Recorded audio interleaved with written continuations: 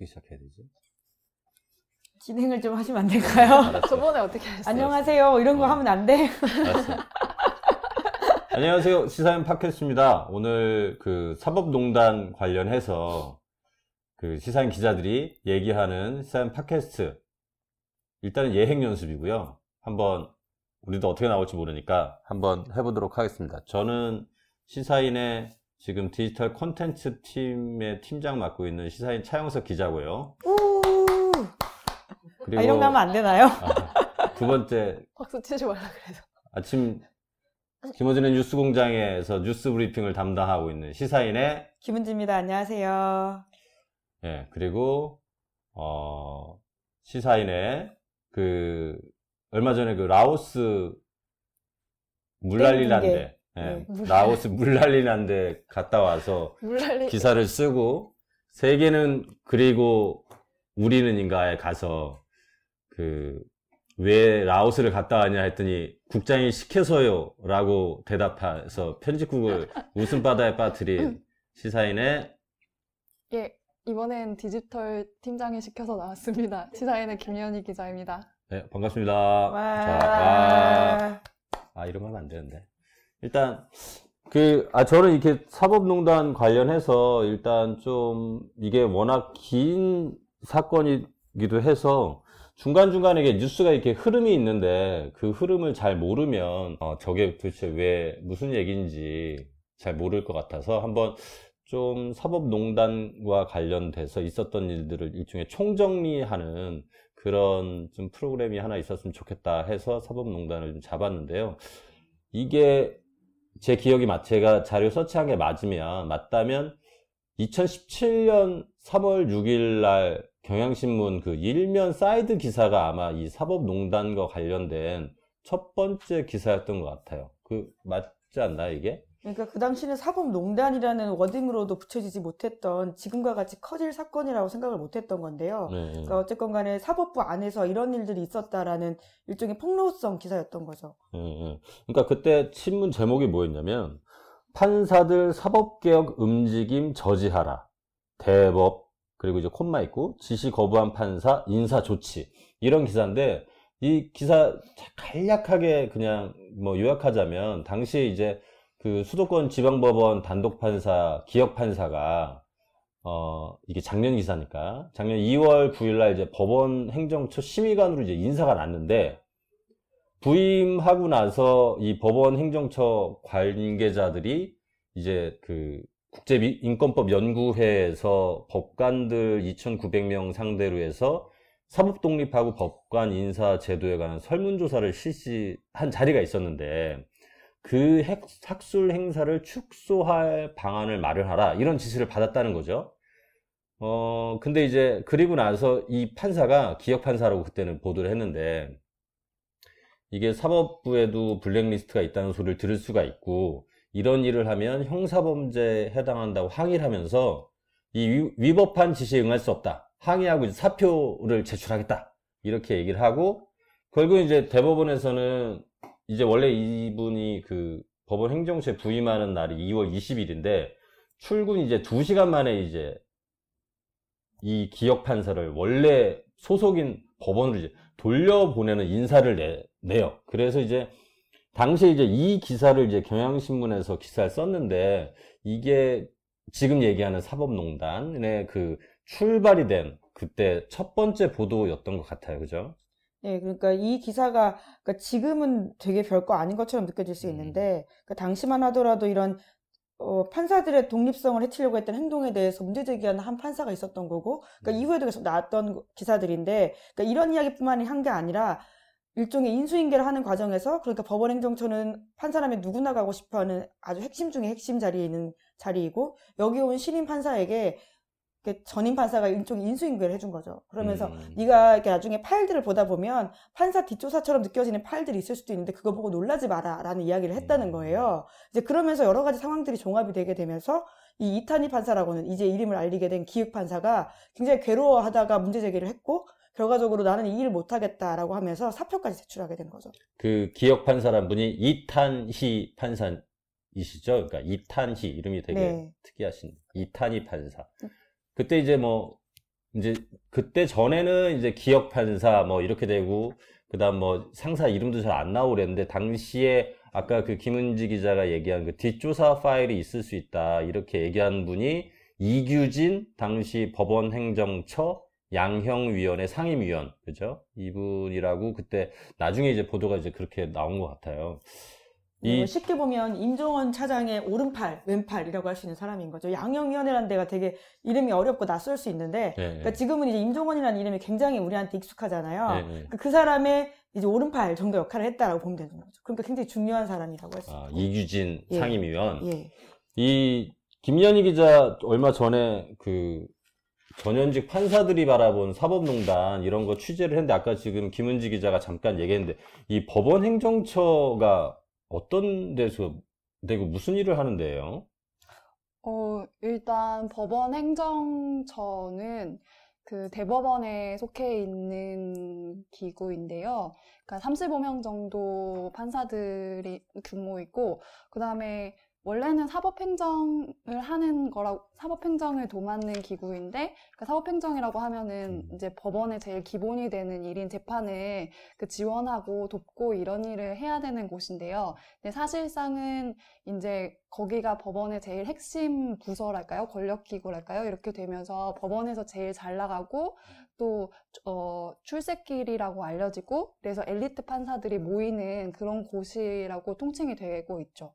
그러면 판사들 대체로 이렇게 가고 싶어 하는 곳이겠네요. 그죠? 예, 그래서 사실 이탄희 판사가 가자마자 사표를 낸 게 그래서 이례적이고 또 기사도 될 수 있었던 그런 배경이 된 것 같습니다. 그러니까 우리로 따지면은 디지털 콘텐츠 팀 같은 그런 데구나. 다들 가고 싶어 하고.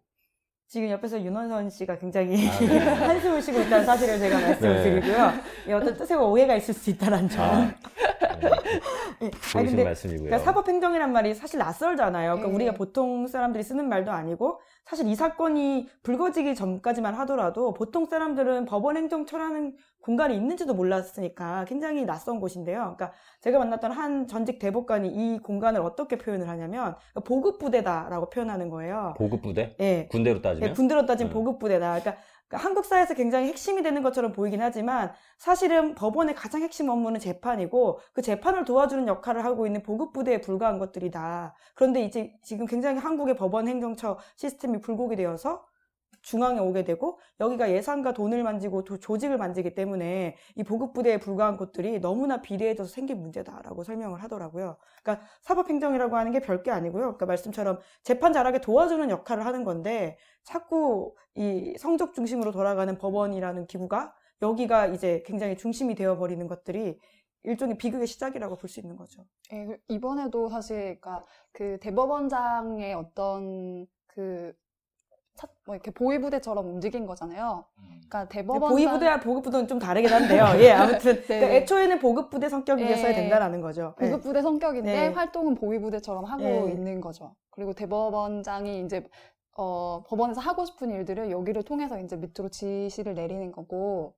그래서 윗사람들이 봤을 때, 쟤는 좀 내 말을 잘 듣겠다, 똘똘하게 내 일을 하겠다 하는 사람들이 간다고 좀 그렇게까지 말씀하시는 판사들도 있더라고요. 네, 물론 근데 충성, 로열티도 중요한데요. 뭐 어쨌건 간에 성적이 제일 중요한 게 법원은 모든 시스템들이 사법연수원 졸업했던 성적 그리고 고시의 성적이 모든 걸 좌지우지하는 곳이기 때문에 당연히 아주 초엘리트 판사들 그러니까 성적이 좋은 사람들이 가는 건 맞아요. 근데 제가 최근에 또 김두식 교수를 만났었는데 김두식 교수가 그런 표현을 하더라고요. 그러니까 성적 플러스 원만함이 담보되어야 되는 곳이다. 원만함, 예. 성격의 원만함 이런 예. 거. 근데 아무리 성적이 뛰어나도 소위 튀는 판결을 하는 판사들은 절대 갈 수 없는 곳이고 법원이 요구하는 원만함이라고 하는 것은 윗사람이 시키는 것들을 잘 그리고 아랫사람한테도 싫은 소리 잘하지 않고 잘 그러니까 일종의 법원형 원만함이 뒷받침이 돼야지만 갈 수 있는 곳이다라고 이야기를 하더라고요. 네, 저도 거의 대동소이한 얘기를 들었는데, 그러니까 저한테 얘기해주신 전직 판사분은 그 법원 행정처 가는 사람의 조건 4가지를 꼽았는데 이거를 다 갖춰야 된다. 첫째 뭐예요? 첫 번째가 그 연수원 성적이 우수해야 되고, 두 번째는 체력이 좋아야 된다. 근데 왜 체력이 좋아야 되냐면은 야근을 밥 먹듯이 하고 게다가 술도 잘 마셔야 되기 때문이다. 그리고 세 번째가 아까 말씀하신 원만한 대인관계. 그래서 윗사람도 잘 지내고 아랫사람도 잘 지내고, 그래서 지금 사실 그 사법농단에 어떤 연루됐다고 얘기를 나오시는 분들이 후배들한테도 신망이 없던 분들이 아니라고 하더라고요. 그리고 네 번째로 얘기하신 게, 이거는 조금 지나치게 들릴 수도 있긴 한데, 비판 의식이 없어야 된다. 그러니까 원만함과 비판 의식이 없다라는 말이 어떻게 보면 맞닿을 수 있는 이야기라고 네. 보는데, 그러니까 물론 일반 조직이라면 원만함은 굉장히 승진하기 위한 보통의 사람이 갖춰야 될 중요한 덕목일 수 있죠. 하지만 법원과 같이 독립성이 중요하고 독립된 판단을 해야 되는 공간에서는 사실은 원만함으로 모든 걸 설명한다면 그건 굉장히 위험할 수 있는 것들이고, 그게 결과적으로 이러한 사법농단의 기초가 되는 행태들을 잉태했다라고 볼 수 있는 게 아닌가 싶기도 그러니까 하고요. 원만한 나 같은 사람은 법원에 갔으면 안 되는. 우선 성적이 좋아야 됩니다. 일단 성적이 좋아야 되고. 근데 이제 대충 보면 이게 그래서 이제 자료를 이제 보면 이게 이제 2017년 3월 달인데 뭐 오늘로 따지면은 한 21개월? 꽤 시간도 이제 꽤 지난 거예요, 사실. 꽤 지났고. 제가 이 기사, 그 경향신문 기사, 그때 상황이 어떤 상황이었냐면, 그러니까 박영수 특검이 박근혜 대통령 혐의가 포함된 최종 수사 결과를 발표할 때였어, 이때가. 그리고 요 기사가 나가고 며칠 뒤인 3월 10일이 이제 헌법재판소에서 박근혜 대통령 탄핵 심판 사건을 선고한 때니까 대충 이제 그때가 이제 우리가 어떤 상황인지 알잖아요. 그러니까 한국 사회가 굉장히 이렇게 그 급격한 변화가 있을 시기에 어쨌든 이 기사가 나왔고, 이것이 이제 사법농단과 관련된 첫 번째 보도였는데, 그 다음 지금 21개월이 지났기 때문에 이 기사에 대해서 그동안 법원이 무슨 일을 뭐 어떻게 한 건지 약간 좀, 김은지 기자가 이거 약간 좀 한번 얘기를 좀 해줄래요? 네, 그러니까 우선은 기사가 나가고요. 처음에는 당연히 부인을 했습니다. 그런 일들은 없고, 이탄희 판사가 자기가 그냥 원해서 일이 안 맞아서 나간 거다고 한다. 그리고 이탄희 판사는 그에 대해서 아무 말도 하지 않기 때문에 마치 정리가 되는 분위기였는데, 일선 판사들 중에서 소장 판사라고 할 수 있는 분들이 문제 제기를 계속한 거죠. 이거는 그게 아니다. 제대로 해명을 해라. 라고 했고요. 그래서 결과적으로 임종원 차장 선에서 뭔가 정리가 되는 것처럼 임종원 전 차장이 사표를 쓰게 됩니다. 사실은 임종원 차장이 이 기사가 아니었다라고 한다면 대법관이 될 수 있는 사람이었거든요. 그러니까 법원행정처에서 차장이란 자리는 그 다음에 법원행정처 처장이 될 수 있는 사람인 거라고 볼 수 있고요. 그러니까 처장은 대법관이 맞죠? 예, 대법관이 맞죠. 그러니까 행정처의 넘버 2라고 할 수 있는 사람이기 때문에 사실상 대법관이 예정되어 있던 이 사람이 사표를 쓰게 됨으로써 대법관 자리에서 날아가게 되는 거죠. 그렇게 일종의 뭔가 마무리를 하자라는 차원의 시그널들을 보냈던 것 같고요. 그러면서 진상조사위라는 것들을 꾸리기 시작했는데, 진상조사위가 한 달도 안 돼서 결론을 내려요.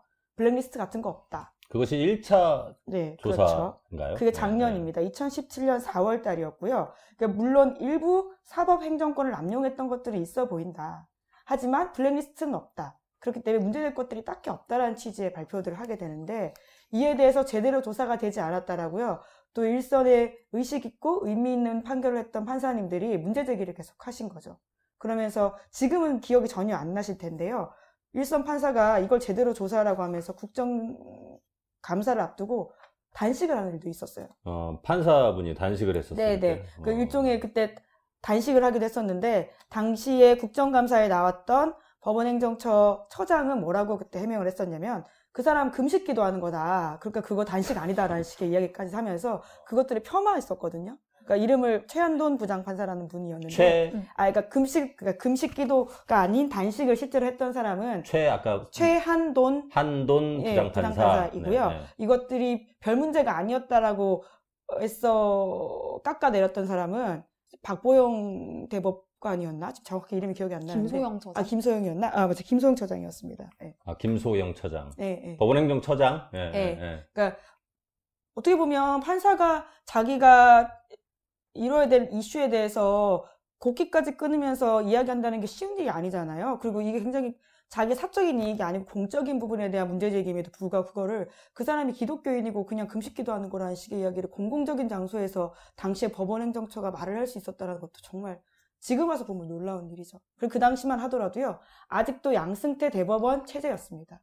그게 가장 당시에 핵심이었죠. 1차 조사할 예, 때 예, 예. 그러면 두 번째 조사는 대선 끝나고 나서 두 번째 조사를 한 건가요, 그러면? 예, 그러니까 김명수 대법원장이 11월 달에 9월 달에 취임을 하거든요. 2017년 9월 달. 예. 예. 이제 그러면서 이제 2차 조사를 하겠다라고 이야기를 하게 된 거죠. 그게 이제 추가조사위원회에서 그때 올해 1월 22일 날 사법부 블랙리스트 논란 조사 결과 발표. 아마 그때 민중기 서울고등법원 부장판사 위원장 맡고 현직 판사들이 참여해서 아마 작년 11월부터 올해 1월 22일까지 조사한 걸로 나오는데 제가 이거에 대해서 약간 이때 할 말이 좀 있는데 이제 그 결과에 보면 그때 이제 문건들이 몇 개 좀 보도가 됐을 때 그 차성한 판사라는 분이 저희 시사인의 칼럼 투고하고 관련 동향과 대응 방안이라는 게 있었어요. 그러니까 제가 이 차성한 판사라는 분이 시사인에 그때 5번 정도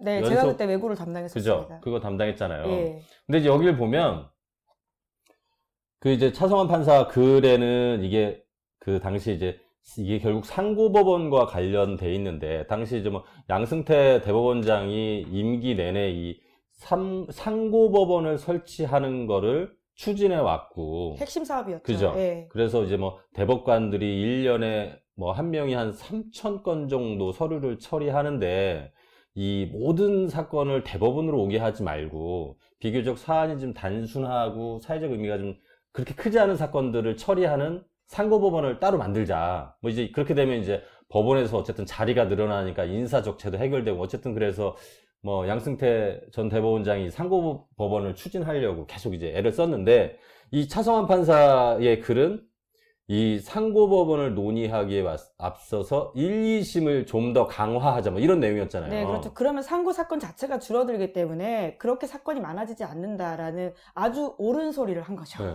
아니 그래가지고 근데 이제 그때 그래서 추가조사위원회에서 그때 문건이 나왔는데 그 제목이 그러니까 소위 2차 조사 결과에서 네. 엄청 문건이 나왔습니다. 땡땡 판사 시사인 칼럼 투고 관련 동향과 대응 방안이라는 거였는데 여기 보면 이런 게 있어요.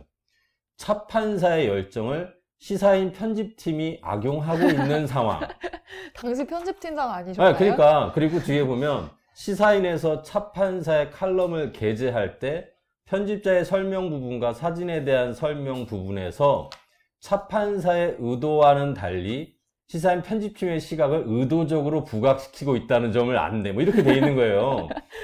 제가 당시에 편집팀장이었는데 아니 무슨 이게 이 편집팀의 시각이라는 게 없던 게 나중에 이걸 보고서 그때 이게 무슨 기사였지 싶은 거예요. 왜냐면 이때 제목을 제가 안 달았고 이 기사는 장희로 기자가 주로 달았어요. 그래서 장희로 기자한테 제가 나중에 이거 보도된 걸 보고서 장희로 기자 너 혹시 이 상고법원에 관한 네 시각이 어떤 의도적인 시각이 있냐 그랬더니 장희로 기자는 무슨 말인지 그러니까 장희로 기자도 이 기사 편집하면서 상고법원이 잘 내용이 뭔지도 모르고 있는데 그래서 일단 이 시사인 칼럼 투고 관련된 동향과 대응 방안 쓰신 어떤 판사분이 썼을 텐데 판사님 저희는 어떤 의도적인 시각을 갖기에 앞서서 상고법원이 뭔지도 잘 모르는 사람들이었어요. 이런 네, 게. 그랬죠. 네. 그리고요. 그 원고 담당을 제가 했기 때문에 그 사정을 굉장히 잘 알고 있는데요. 사실 차성환 판사는 굉장히 자기 글에 있어서 이것들이 앞으로 문제가 될 수 있다는 것들을 충분히 잘 알고 있는 사람이었기 때문에 글의 시작부터 끝까지를 본인이 컨트롤을 하려고 하셨고요. 그러니까 행여나 편집 과정에서 문제가 될 수 있는 것들이 들어가는 걸 굉장히 경계하면서 애초부터 자기가 모든 글들을 확인하고 지면에 나가는 것들을 이야기했었기 때문에 제목과 그리고 심지어 사진 설명까지 모든 걸 본인이 체크하고 나갔다. 그렇기 때문에 시사인의 어떤 관점보다는 차성환 판사의 관점이 다 오롯이 담겨있다라고 보는 게 맞습니다. 그러니까 차성환 판사님이 이때 이 시사인 편집팀의 시각에 의도적으로 부각되고 있고 차 판사의 열정이 악용되고 있는 상황이라고 누가 안내를 해주면 아닌데요? 저 사진 설명하고 그 편집자 설명 부분 제가 다 확인했는데요? 이렇게 얘기를 해주셨어야지 되는데. 아마 이런 게 쓰여지는지도 모르셨겠죠, 본인은요. 아무튼, 그리고 예. 그 당시 조심하느라고요, 원고료도 받지 않으셨어요, 본인은. 그러니까 혹시라도 문제가 생길 수 있을 거기 때문에 원고료도 받지 않겠다라고 하셨었고. 근데 그때는 그래서 차 판사가 그래도 이 정도까지 이렇게 좀 과하신 게 아닌가라는, 그러니까 왜냐하면 제목 가지고 다투기도 했었고 진짜 조사 하나 바뀐 거 가지고도 굉장히 서로 다퉜거든요. 그러니까 다퉜다고 말하면 좀 정확하진 않고 판사님이 이걸 왜 이렇게 바꿨냐라고 하시면 그러니까 이런 것까지 뭐라고 점점점 어쩌지? 약간 이런 느낌이었는데 이제 와서 보니까 차 판사님이 진짜 목숨 걸고 글 썼던 거구나라는 것들을 알게 되더라고요. 이 문건 이후에 차성환 판사에 대해서 재산조사한 문건도 나오지 않았나요? 네, 그렇죠. 뭐 재산 조사하고 대학 시절에 관련해서 네, 뭐 어떤 운동을 사람이었는지 했다, 이런 또 있고요. 네. 페이스북 댓글도 막 살피고 뭐 네. 그런 문건들이 계속 나왔잖아요. 네. 이제 그리고 나서 이제 올해 5월 25일 날 이제 특별조사단, 그러니까 사법행정권 남용 의혹 관련 특별조사단 조사 결과들이 이때 발표가 네, 되는데 그 이제 3차 조사라고 할 수 이게 있죠. 3차 네. 조사인 거잖아요. 네. 그때 주로 아마 지금 이제 이 양승태 전 대법원이 그 청와대랑 어떤 재판 거래를 하려고 했는지 그런 내용들은 요때 아마 이 조사 결과한 내용하고 좀 연관이 돼 있는 것 같아요. 그죠? 예, 그러니까 2차 조사 때 문건들이 한 100 몇 건이 나왔고요. 근데 그때는 좀 가려져 있는 부분들이 많았어요. 그리고 소위 키워드 검색을 해가지고는 문건들을 공개하고 그리고 조사했기 때문에 그 주요 문건들이 나오지 않은 것들이 꽤 있었는데요. 그 이후에도 추가 조사를 하게 되면서 키워드 검색이 아니고 전체를 들여다보면서 진상조사위도 새롭게 발견된 문건들이 있고, 이제 그것들을 또 일반에게 공개하게 됨으로써 좀 더 폭발력이 생기게 된 거죠. 그러니까 그때 이제 KTX 여승무원들이 직접 대법원에 가서 항의하는 모습들이 우리가 아주 상징적으로 기억을 할 텐데, KTX 예. 여승무원 근로자 지위 확인 소송 패소 판결. 그러니까 그렇죠. 이제 네, KTX 여승무원들이 그 이제 법적 다툼으로 이제 네, 1, 갔을 2심은 때 이겼었는데 3심에서 졌거든요. 근데 그때만 하더라도 뭐 법이 그런가 보거니라는 그냥 막연한 속상함이 있었는데 이 문건에 나온 것들을 보고 정말 바꿔먹었구나라는 확신을 하게 되는 거죠. 그러니까 심정이 일종의 물증으로 봤다고 해야 되나요? 그러니까 저 같은 경우만 하더라도 이 정도면 KTX 여승무원들 실제 당사자들 그리고 3심 재판 결과가 나오자마자 목숨을 잃은 동료가 있는 그분들은 도저히 참지 못할 수밖에 없는 내용들이죠. 그러니까 이제 그렇게 사실 의심할 수밖에 없는 게 보면 2015년 11월 19일 날 임종원 그 당시 법원행정처 차장이 작성한 문건에 이런 말들이 있어서 그런 거잖아요. 그러니까 그동안 사법부가 VIP, 그러니까 여기서 대통령 얘기하는 거고 VIP와 BH, 청와대의 원활한 국정 운영을 뒷받침하기 위해 권한과 재량 범위 내에서 최대한 협조해온 사례를 상세히 설명한다. 이러면서 이 관련 재판들을 나열한 게 뭐 이석기 전 의원 사건, 원세훈, 김기종 사건, 통상임금, 국공립대학 기성회비 반환, 키코 사건, KTX 승무원 정리해고 철도노조 파업 사건, 전교조 시국선언 사건 이런 걸 예로 들었고 그 다음에 이제 임종원 차장이 쓴 글에 상고법원 추진이 청와대의 비협조로 인해 좌절될 경우에 사법부로서도 더 이상 청와대와 원만한 유대관계를 유지할 명분과 이유가 없다는 점을 명확히 고지해야 함. 이런 문구가 있었던 거잖아요. 네, 그렇죠. 그건 2차 조사에 나왔던 내용이긴 한데요. 그렇죠. 2차 조사에도 이건 있었고. 예. 사실상 협박인 거죠. 그러니까 지금까지는 잘 봐줬지만 이제까지 더 이상 우리의 원하는 걸 들어주지 않으면 너희들이 원하는 판결해주지 않겠다라는 사실은 그게 재판거래라는 워딩으로 충분히 명명될 수 있는 건임에도 불구하고 계속해서 그 당시에 대법원 그리고 고위 대법관들은 재판거래 같은 건 없었다라고 주장을 하는데요. 사실 3차 조사에서 가장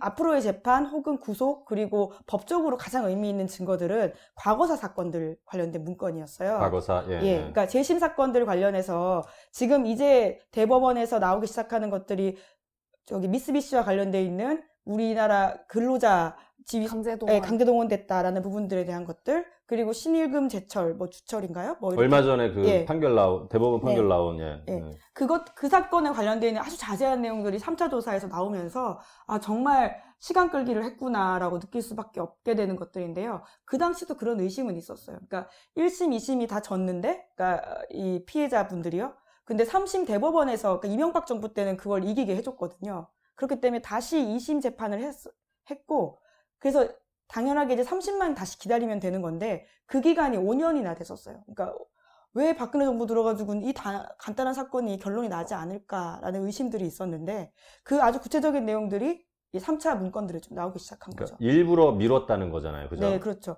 그러니까 법조계에서 흔히 하는 은어들이 있는데요. 미뤄 조진다라는 표현이 있거든요. 미루어 네, 조진다. 조진다. 네, 미뤄 조진다라는 건데 조진다는 제가 확인해 봤는데 표준어입니다. 그러니까 띠꺼운 사건은 띠꺼운 사건은 표준어가 아니죠. 뉴스공장에 나와서 아침에 뭐 띠껍다 이런 표현 김은지 기자가 하길래 네. 띠꺼운 사건은 미루어서 조진다. 네, 그러니까 미뤄 조진다는 게 뭐냐면요. 그러니까 판사들이 할 수 있는 최고의 권한이라고 하는 게 재판을 진행하고 결론 내리는 거잖아요. 그런데 당사자는 빨리 결론이 나길 원하는데 그것들을 계속해서 미룬다는 거죠. 핑계대고. 그러면서 실제로 그 과거사 사건의 피해자분들은 되게 돌아가셨어요. 그리고 검사는 뭐 불러조진다 뭐 이런 말들이 있거든요. 그러니까 자꾸 이게 조사받으러 오라 그래가지고 괴롭힌다라는 뜻인 건데 판사는 미뤄조지는 아주 전형적인 케이스예요. 이게 정말. 진짜 악질이라고 할 수 있죠. 그래서 지금 이게 3차 조사까지 했고, 그리고 나서 올해 5월 31일 날 김명수 대법원장이 이제 대국민 사과도 그때 하고, 물론 이제 그때 형사조치에 대해서는 좀 신중한 입장을 밝혔는데, 그리고 나서 뒤에 6월 1일 날 이제, 그러니까 올해 6월 1일 날 양승태 전 대법원장이 기자회견을 그 길거리에서 이렇게 어쨌든 비슷하게 집 앞이었어요. 집 앞에서. 네. 그래서 관련 의혹을 모두 부인하고 이렇게 됐는데 이게 벌써 지금이 11월 뭐 이제 말이니까 12월 달이면 6개월 전이란 말이에요. 이게 도대체 왜 이렇게 질질 끌고 해결이 안 되는 건지 그동안 무슨 일이 있었던 거죠, 이게 그 중간에. 막 그때 영장 같은 경우도 줄줄이 막 기각되고 그랬었는데 그거는 좀 어떤 것 같았어요? 예. 그때 이제 검찰이 이제 드디어 수사를 이제 박차를 가하기 시작했죠. 근데 검찰이 수사하고 싶다고 수사할 수 있는 건 아니고요. 당연하게 법원이라는 견제 기구가 있습니다. 네, 그러니까 수사를 함부로 하다가 인권 침해가 될 수도 있고 별건을 수사할 수 있기 때문에요. 당연히 한국에서는 그러한 제도적인 장치들이 있는데 그런데 유달리 법원이 자기 관련된 사건에 대해서는 너무나 엄격한 잣대를 댔다라는 비판을 할 수밖에 없는 상황들이 계속해서 그러니까 발생했어요. 검찰이 수사를 하고 그거에 대해서 제대로 수사하는지 안 하는지 견제하는 역할을 법원이 하는 거는 뭐 당연한데 네, 그게 이제 영장 심사라고 할 수 있는 건데요. 영장 심사나 이런 데서 법원들이 자기와 관련된 사건들은 쌩깐다 이거죠, 한마디로. 뭐 쌩깐다라는 표현까지 모르겠고요. 아무튼 그냥 예. 정말 말도 안 되는 잣대를 들이대게 된 거죠. 왜냐면, 그러니까 아예 영장 기각서에 그런 말들이 있어요. 이게 이게 잘못이긴 한데, 죄는 안 된다라는 말도 안 되는 표현들이 들어가 있어요. 그러니까 아주 법적인 잣대를 들이대서 형사법적으로 처벌할 수 없지만 도의적으로 잘못된 게 맞는 것 같아. 이런 식의 문장을 써놓으면서 보통의 압수수색 영장은 90% 정도 나온다고 해요. 그게 보니까 뭐 통계도 보니까 있더만요. 그래서 네네. 1월부터 6월까지 전체 법원에서 예를 들어서 압수수색 영장 발부율이 한 87.85% 그 정도였는데 유독 이 재판거래 의혹 사건에서는 검찰이 그때 얘기하기로는 영장 발부율이 한 9%? 네, 그렇죠? 그 정도라고 했던 것 같아요. 네, 그 당시에 그래서 검찰 사이드 쪽에서는 어떤 이야기를 했냐면 여전히 이 영장 전담 판사들은 양승태가 임명했던 그 손에서 벗어나지 못하고 있기 때문에 그런 게 아니냐라는 불만이 터진 목소리를 내기 시작했었죠. 그래서 지금 그래서 이 건과 관련해서 구속된 사람은 임종원 전 차장. 법원행정 차장뿐이 없는 거예요, 지금은요? 네, 사실 네, 임종원 차장이 구속된 것도 되게 기적이라고 할 수 있는 상황이긴 해요.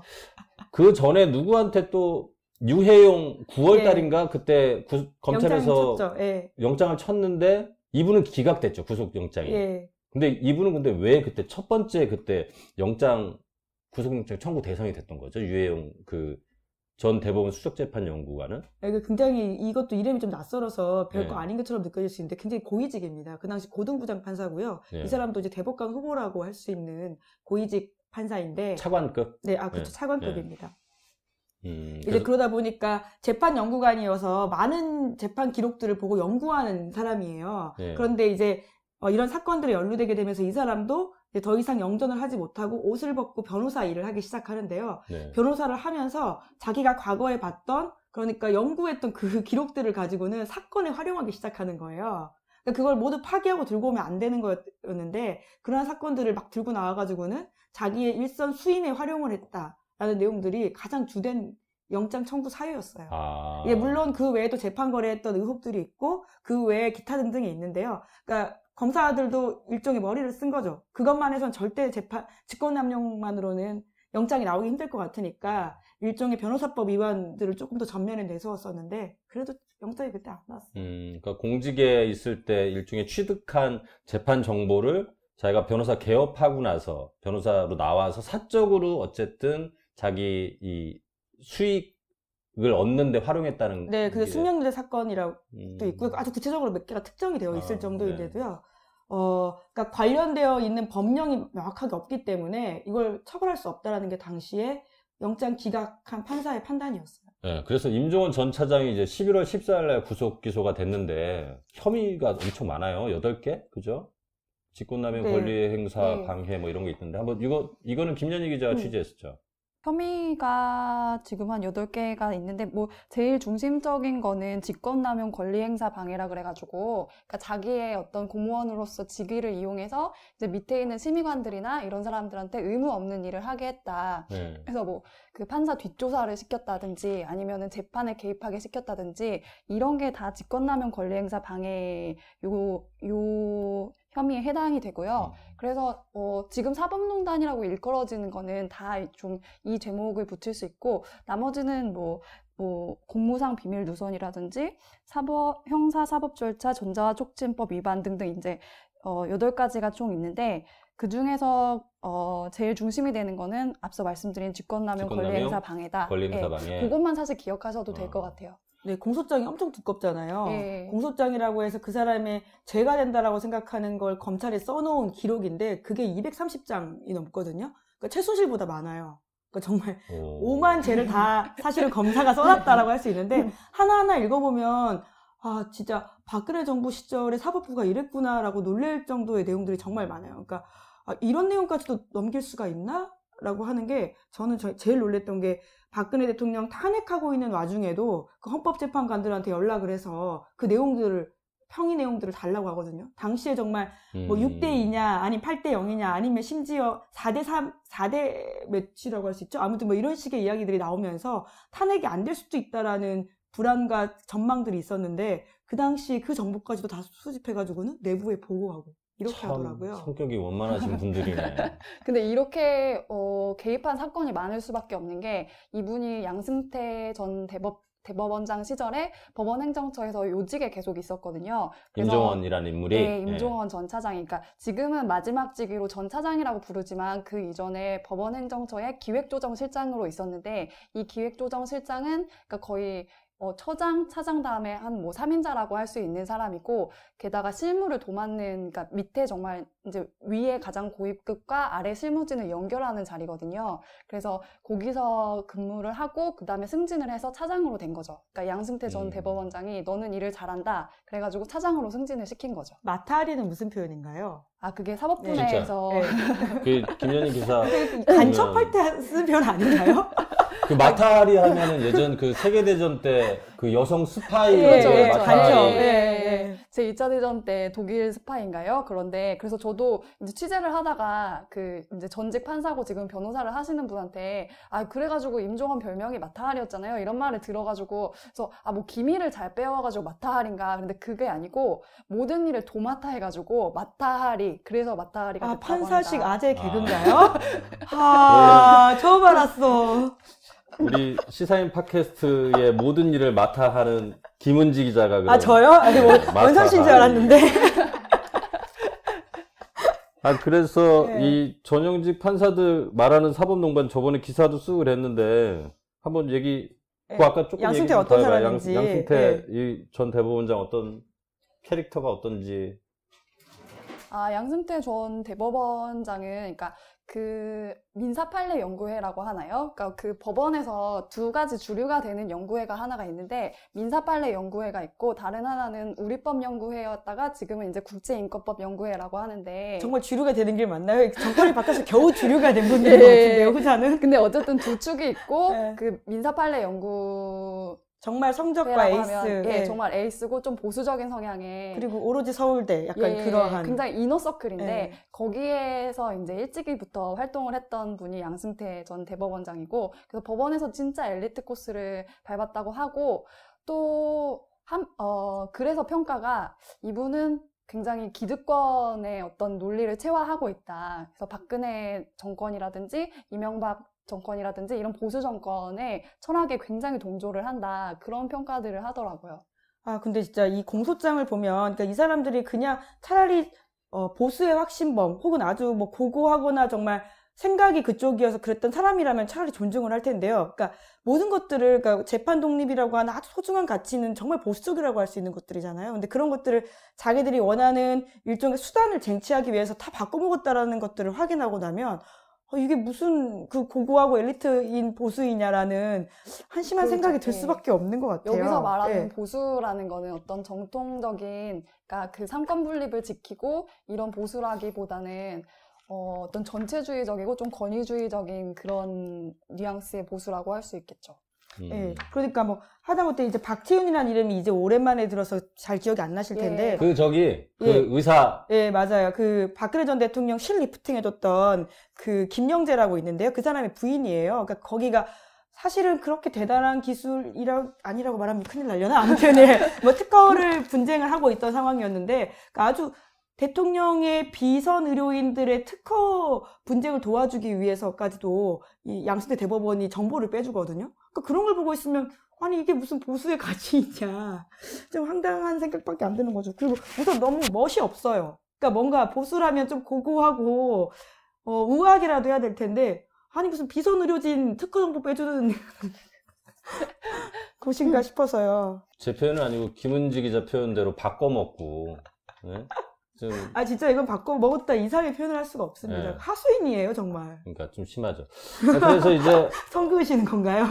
아니요, 뭐 네. 좋은 얘기 감사하고요. 자, 근데 이제 그래서 지금 이제 최근에 보면 이제 판사 탄핵 뭐 이런 얘기들이 좀 나오는데 사실 이제 한국에서 이제 법관과 관련된 탄핵 조항도 이제 봐야 되는 그런 상황도 있는데 제가 한번 이거는 찾아봤는데 헌법 65조 따르면 법관 등이 직무 집행을 하면서 헌법이나 법률을 위반한 경우에 국회에서 제적 의원 3분의 1 이상이 발의해서 제적 과반수 찬성으로 하면 탄핵 소추안이 가결되는 거죠. 그죠? 법관 탄핵 소추안이 네, 이제 박근혜 전 대통령의 시스템, 그러니까 그 프로세스를 생각하면 거의 비슷하다고 볼 수 있어요. 숫자도 똑같아요? 숫자는 달라요. 훨씬 숫자는- 네. 덜 엄격해요. 덜 엄격하고. 네. 그래서 이제 국회에서 그거를 탄핵 소추안을 이제 의결을 하면 이것을 헌법재판소로 넘겨서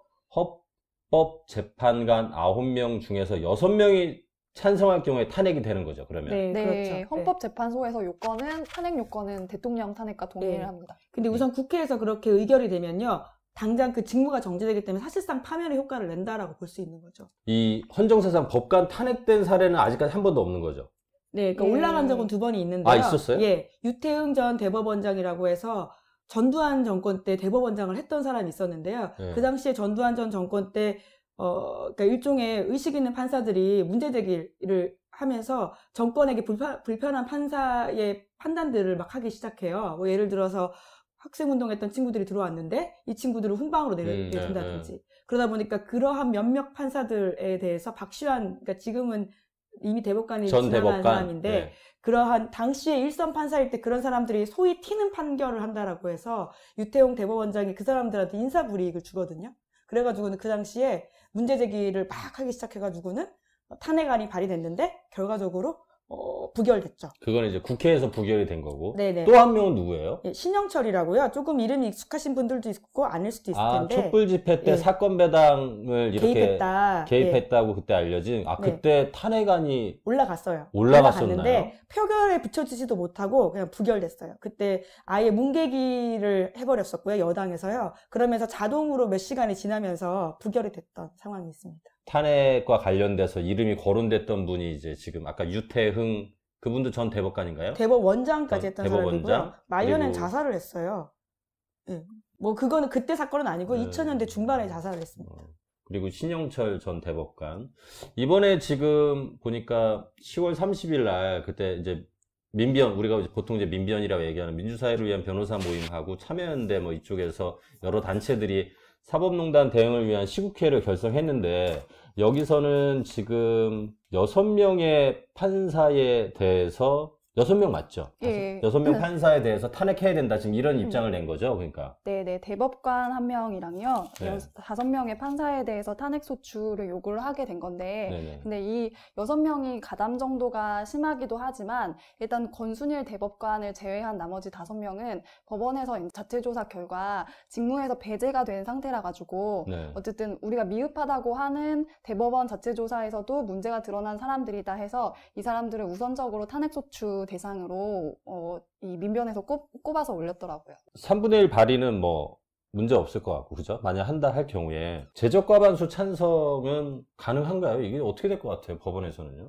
국회에서는? 그러니까 사실 똘똘 뭉쳐야 되는 상황이긴 한 거죠. 왜냐하면 여당 표만으로는 부족하고요. 그리고 또 이거에 찬성하고 있는 정의당 표까지 합쳐진다고 하더라도 절반이 되진 않아요. 그러니까 바른미래당의 일부가 어떤 식으로 판단할지가 가장 중요하다고 볼 수 있고요. 지금은 찬성하고 있는 당은 더불어민주당, 정의당, 민주평화당 정도라고 할 수 있습니다. 자유한국당은 반대하고 네. 바른미래당은 개별 의원에 따라 입장이 조금씩 이게 다른가 보죠. 이거에 네, 대해서. 그렇죠. 그러니까 이현주 의원 같은 경우에는 아예 반대하고 있고요. 이런 것들을 이제 사법 독립을 해친다라는 주장을 하고 있는데, 반면에 최이배 의원 같은 경우에는 아예 자기가 법사위 활동을 하면서 100석까지 내면서 이거에 굉장히 집중하고 있거든요. 이게 지금 저번에 11월 19일 날 전국 법관 대표회의에서 어쨌든 이 판사들에 대한 탄핵을 요구한 거잖아요. 사실상 그죠. 그러니까 법원 내부 안에서 판사들이 모여서 탄핵이 필요한 것 같다. 지금 이렇게 지금까지 나온 거잖아요. 그죠? 네, 사실 판사들이 그 정도 이야기한 거면 아주 세게 이야기한 거죠. 판사들은 정말 세게 이야기하지 않아서 답답한 집단이거든요. 뭐뭐 할 것으로 사료된다. 뭐 이 정도면 해야 된다라는 주장이죠.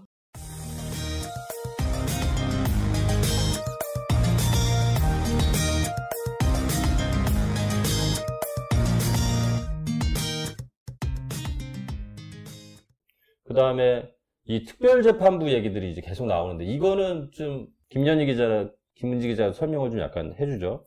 합의부라고 해서 보통의 재판, 그러니까 이 정도로 중요한 재판들은 3명의 판사로 이루어진 한 부에서 재판이 진행이 돼요. 그래서 네. 재판장이라는 사람이 있고 주심이 있고, 그러니까 좌배석, 우배석이라고 해서 3명의 판사들이 합동으로 재판을 진행을 하고 결정을 내리게 되어 있는데, 그러니까 이런 것들이 되게 배당 시스템을 통해 가지고 자동으로 어느 부에 갈지가 정해지는 건데, 그게 이제 기존의 이제 전자 시스템으로 이렇게. 네네. 예. 근데 이제 이미 지금 다 관계자들이 너무 많이 들어가 있다. 지금 서울중앙지법에 어차피 이 사건이 가서 자동 배당된다고 하더라도 대개가 이 사건 관계자인 피해자나 가해자인 사람들이한테 갈 가능성이 크기 때문에 신뢰할 수 없다라는 취지에서 이 법을 만들자고 제안을 한 거고요. 네. 그래서 특별재판부라고 하는 것들은 시민사회에서 3명 추천하고, 그리고 대한변협에서 3명 추천하고, 그리고 대법원에서 3명 추천하나요? 지금 정확하게 모르겠는데요. 그러니까 판사회의, 네, 그쵸, 대한변협, 네. 시민사회에서 3명씩을 추천하면 이제 총 9명이. 네, 그렇죠. 근데 한 분은 제가 아까 말씀드렸던 것처럼 3명이 한다고 했잖아요. 네. 그러면 이 중에서 대법원장이 고르라라는 거예요. 9명 중에 추천을 예. 받으면 예, 그 중에 3명을 골라서 예. 그런 특별한 재판부, 합의부를 만들자. 예. 그런데 중요한 게 뭐냐면요. 이때 모두의 요건들은 다 판사인 사람들인 거예요. 그런데 과거의 반민특위는 판사가 아닌 사람들도 거기에 들어가서 재판 불을 뿌리기도 했었거든요. 그렇기 때문에 그것과 이건 아주 다르다라고 주장을 하고 있는 거죠. 그러니까 특별재판부라고 해서 이렇게 재판의 그러니까 재판부에 변호사가 들어가거나 아니 외부에 무슨 시민단체 관계자가 들어가는 그게 아니고 기존의 판사들을 중에서 아까 얘기한 판사회의, 대한변협, 시민사회에서 3명씩을 추천한 다음에 네. 대법원장이 3명을 임명하는 방식. 네, 그러니까 어차피 그렇죠. 판사인 거잖아요. 그죠? 예, 그러니까 조금 더 이 재판의 신뢰성을 높이기 위해서 배당의 임의성을 조금 더 넓히자라는 취지라고 이해하면 되는 것이죠. 그러니까 지금의 배당의 임의성도 너무 풀이 좁다라고 하는 거고요. 문제의식이. 그러니까 현재 이 사건이 재판에 들어가면은 서울중앙지법 형사합의부에서 맡게 되는데 그게 한 13개 부 정도 되나요? 네. 뭐 13, 그 정도 될 텐데 그 중에서 이제 절반 정도가 이 사법농단과 관련된 판사들이 속해 있기 때문에 그러니까 사실 그러니까 모두가 가해 그룹은 아니고 일종의 네. 피해 그룹도 있어요. 네, 거기에는요. 이제 그러다 보니까 그러니까 자격이 없다라는 건 거죠. 이거에 대한 공정한 판단을 할 수 있는 사람들이 아니다라는. 그러니까 판사들한테 얘기를 들어보면은 재판에서 제일 중요한 요소가 제3자성이라고 하거든요. 그러니까 나랑 관련이 없고 내가 객관적으로 볼 수 있어야 하는데 이제 그게 훼손이 된다는 거죠. 이거에 대해서는 이게 박주민 의원이 대표 발의한 법안이죠. 네. 이거에 대해서는 뭐 더불어민주당이야 뭐 찬성할 거고 나머지 정당 뭐 정의당도 찬성인가요? 예, 그렇죠. 근데 이제 문제는 뭐냐면요. 네. 법이 통과되기 위해서는 상임위를 통과하고 나서도 법사위를 통과해야 되는데요. 지금 네. 법사위원장이 여상규 위원장이라고요. 판사 출신 자유한국당 의원이에요. 그러니까 그러다 보니까 조금 더 과거의 양승태 대법원의 우호적인 판단을 한 사람이 아닌가라는 의심을 하는 상황이고요. 그래서 상임위 통과하는 게 쉽지 않다. 만약에 그러면 패스트 트랙을 밟아야 되는데 패스트 트랙을 밟아도 시간이 꽤 오래 걸린다. 그런데 이 사건은 이미 임종원 전 차장이 구속되어 있기 때문에 당장 배당이 돼야 되는 사건이거든요. 그러니까 패스트 트랙을 밟아서 시간이 걸리면 기껏 법 만들어봤자 지금 당장 적용할 수가 없으니까요. 그러니까 이게 좀 쉽지 않은 상황인 거죠. 예, 여기서 잠깐 그래서 여태 지금 보면 이게 아까 얘기한 것처럼 2017년 3월부터 이게 한 건 21개월 동안 이렇게 진행된 사건이라고 볼 수 있는데 이게 각 언론들이 좀 약간 이 사법농단과 관련돼서 좀 어떤 입장을 좀 자기네 사설을 통해서 좀 보도를 했는지 그거를 디지털 콘텐츠 팀의 윤원선 에디터가 좀 약간 정리를 한번 좀 약간 해주시죠. 이거를 어떤가? 예, 안녕하세요. 저는 시사인 팟캐스트의 마타아리.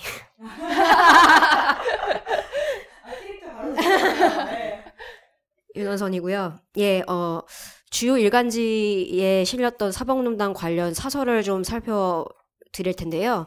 큰 이슈였던 만큼 하나의 주제로 참 많은 사설이 나왔어요. 제가 찾아보니까 관련 사설의 양을 우선 보면 한겨레하고 경향신문이 압도적으로 많습니다. 거의 이틀에 한 번꼴로 관련 사설이 나왔고요. 보수 논조의 일간지 중에서는 그나마 동아일보가 이제 오피니언 섹션을 통해서 사법농단 관련 목소리를 자주 전한 편이고요.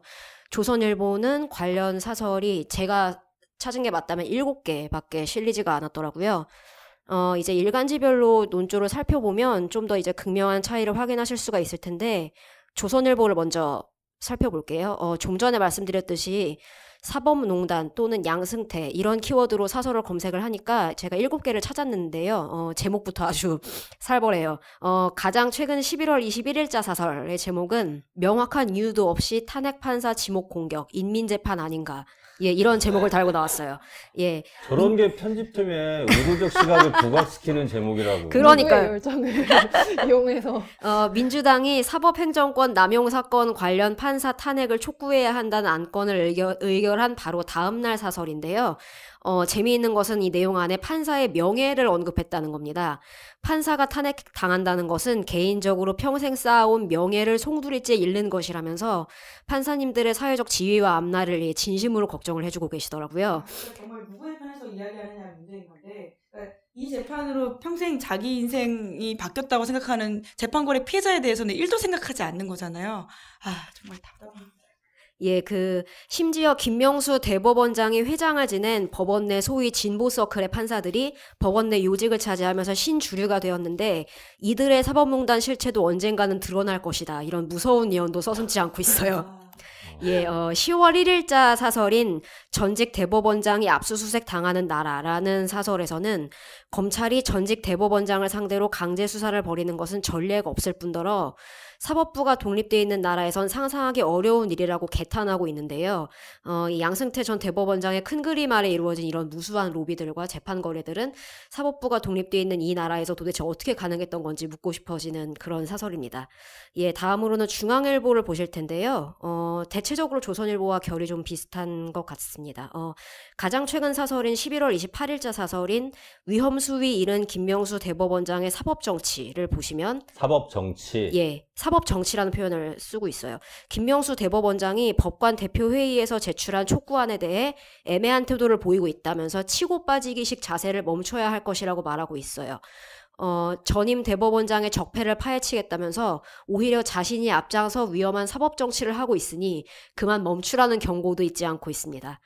예, 다음으로 사법농단 관련해서 가장 처음으로 실렸던 사설을 한번 보시면 5월 28일자 사설인데 사법 불신만 키운 14개월의 판사 블랙리스트 소동, 이게 제목이에요. 그게 어느 신문이라고요? 중앙일보요. 중앙일보. 예, 사설 마무리 부분에 보시면 재판농단을 음모론이라고 표현하고 있습니다. 예, 사법부에 대한 불신을 부추기는 일을 멈추려며 이 같은 말을 한 것인데요.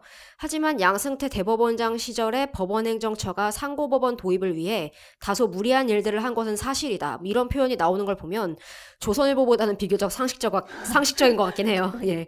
동아일보는 다음으로 동아일보 보실 텐데 보수 논조의 일간지 중에서는 가장 많은 관련 사설을 싣고 있어요.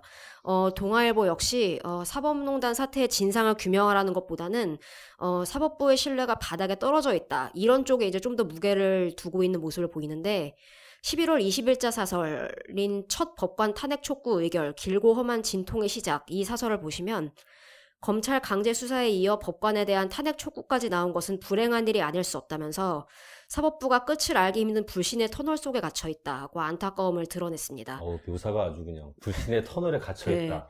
하지만 그 동아일보 사설 중에서는 그나마 중립적인 태도를 보여주는 것도 몇 개 눈에 띄었다는 점이 좀 특별한데요.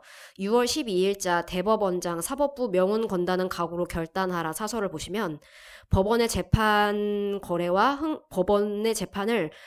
흥정의 대상인 것처럼 취급한 문건의 존재는 실행 여부를 떠나 충격적이라며 다시 조사를 해서라도 낱낱이 밝혀져야 한다고 촉구하고 있습니다. 예, 이번에는 이제 한겨레하고 경향을 보실 텐데요. 먼저 한겨레를 보시면 사법농단 관련해서 엄청 많은 사설을 실었어요. 얼핏 봐도 30개가 넘는 사설을 실었는데 5월 28일자 사설이 가장 맨 처음 나온 건데 제목이 이렇습니다.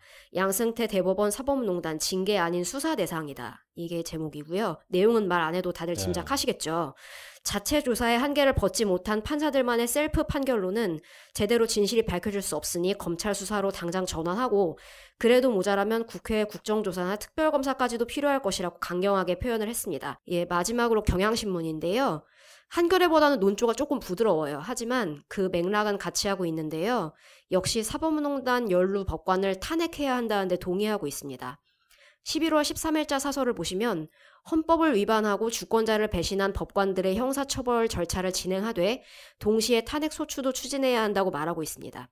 임종원의 소환 및 구속에도 크게 주목하고 있는데요. 임종원 소환은 양승태 조사로 가는 길목이다.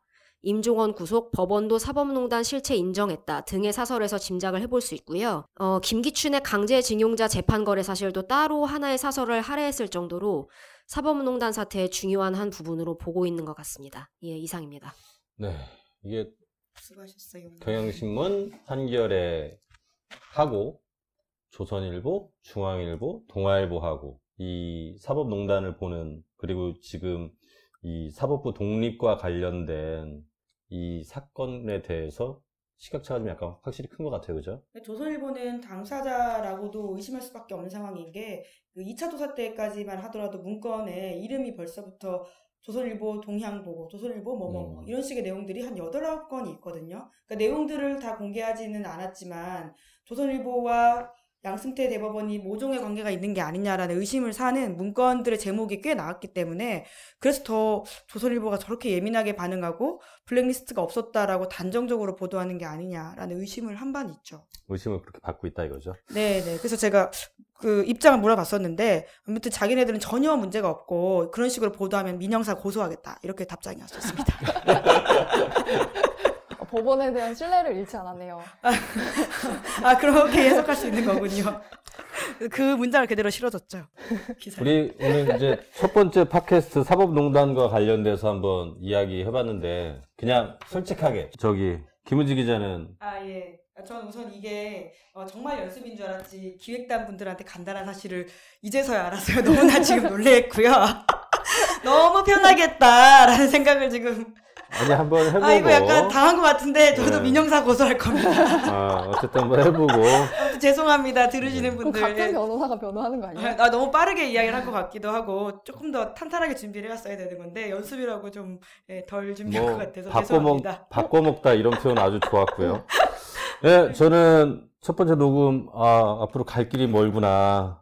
우리 팟캐스트계 마타하리 윤원선 온라인 에디터가 오늘 거의 소원을 하셨네요. 열심히 하겠습니다. 네, 다 한다 했으니 윤원선 에디터 생각은 이대로 하면 될 것 같아요? 처음 치고 선방했다고 생각하는데 안 그러신가요? 마타리가 저희를 하시네요. 우리 그 독자 기획단들한테 한번 보내드려 보고요. 어떻게 좀 들으셨는지. 진짜 제가 이렇게 말한 거 다 나가나요? 지금 그럼- 나가고 있어요. 예, 다 나갑니다. 잘했어요. 어쨌든.